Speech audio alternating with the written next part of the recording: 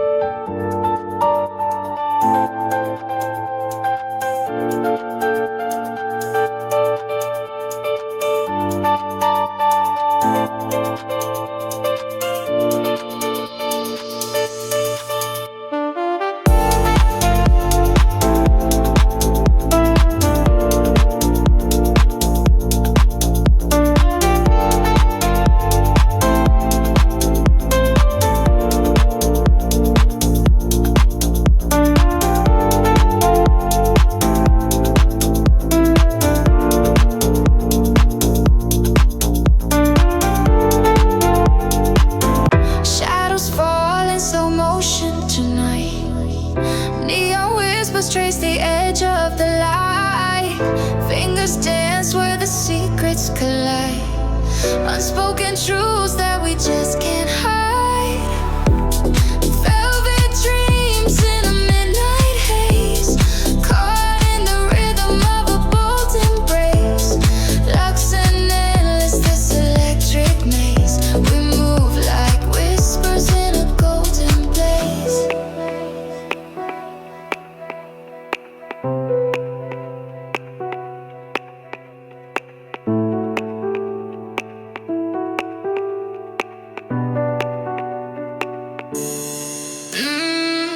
City hums with a pulse so sleek. Every glance a promise, every touch unique. Perfume lingers in the air so chic. We own the night and we never speak. Cinematic hearts beating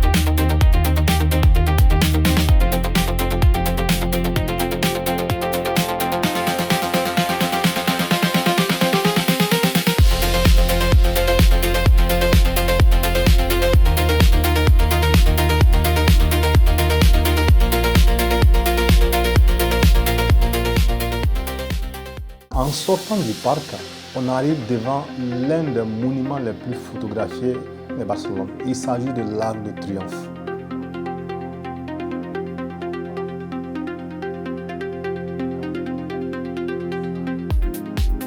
Contrairement aux arcs de triomphe de Paris ou de Rome, celui de Barcelone ne célèbre aucune victoire militaire.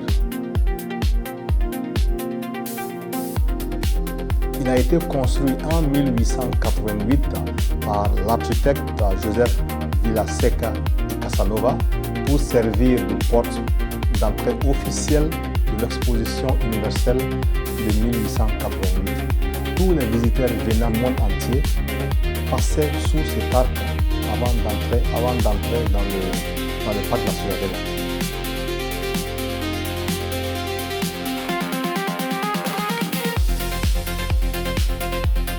L'arc est construit en briques rouges.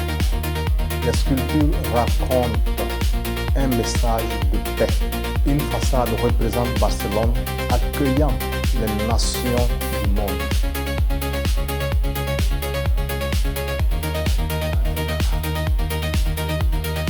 L'autre monde Barcelone récompensant les participants de l'exposition universelle.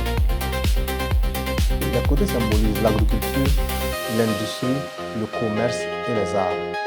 Au sommet figurent les armoiries des provinces espagnoles dominées par les arbres de Barcelone.